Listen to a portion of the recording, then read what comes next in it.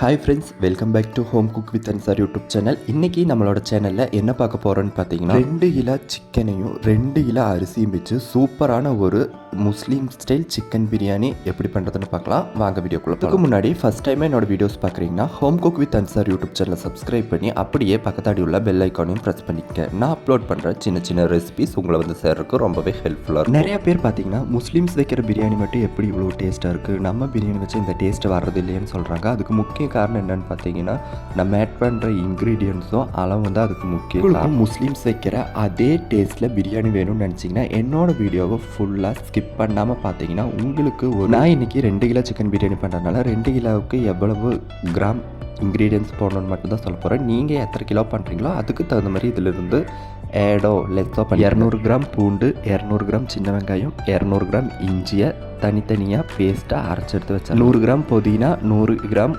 கொத்தமல்லியை க்ளீன் பண்ணி ஒரு சைடு வச்சிடலாம். அதே மாதிரி 800 கிராம் பெரிய வெங்காயம், 800 கிராம் தக்காளியும் பொடி பொடியாக கட் பண்ணி ஒரு சைடு வச்சிடலாம்.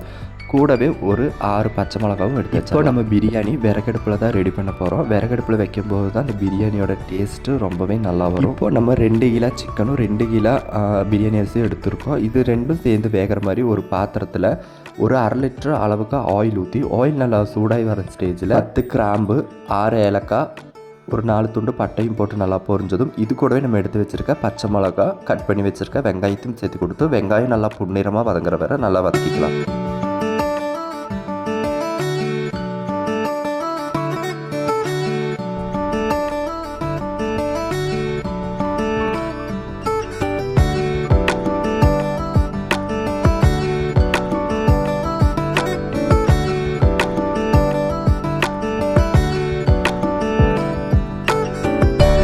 இப்போ பார்த்தீங்கன்னா வெங்காயம் நல்லா வதங்கி வந்துடுச்சு. இந்த ஸ்டேஜில் நம்ம கட் பண்ணி வச்சுருக்க தக்காளியும் சேர்த்து கொடுத்து தக்காளி நல்லா மசிகிற அளவுக்கு நல்லா வதக்கிக்கலாம்.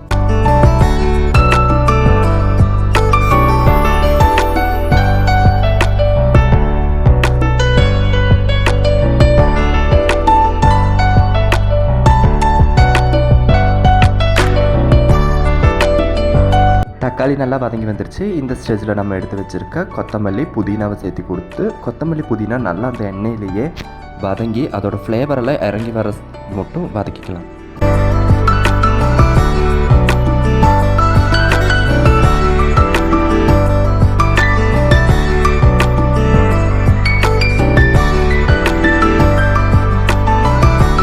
இப்போ பார்த்தீங்கன்னா நம்ம ஆட் பண்ணி கொடுத்த வெங்காயம், தக்காளி, கொத்தமல்லி, புதினாவெல்லாம் நல்லா எண்ணெயிலே வதக்கி வந்துருச்சு. இந்த ஸ்டேஜில் நம்ம அரைச்சி வச்சுருக்க இஞ்சி பூண்டு பேஸ்ட்டு கூடவே சின்ன வெங்காயம் பேஸ்ட்டையும் சேர்த்து கொடுத்து நம்ம ஆட் பண்ணி கொடுத்த பேஸ்ட்டுகளோட பச்சை மணமெல்லாம் போகிற வரைக்கும் நல்லா வதக்கிக்கலாம்.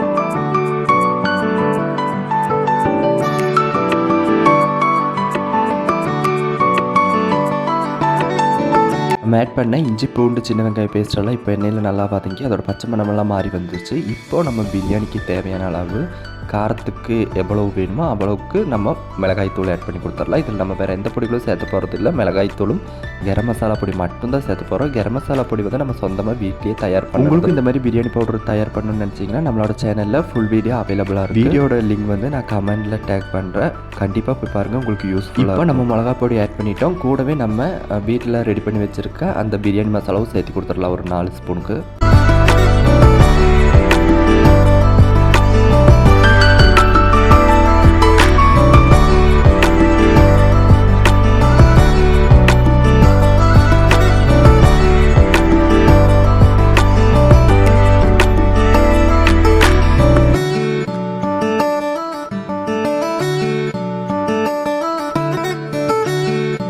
இப்போ பார்த்தீங்கன்னா நம்ம ஆட் பண்ணி கொடுத்த இன்க்ரீடியன்ஸ் எல்லாமே நல்லா வதங்கி வந்துடுச்சு. இந்த ஸ்டேஜில் நம்ம வாஷ் பண்ணி வச்சுருக்க 2 கிலோ சிக்கனையும் சேர்த்து கொடுத்து நல்லா மிக்ஸ் பண்ணிக்கலாம்.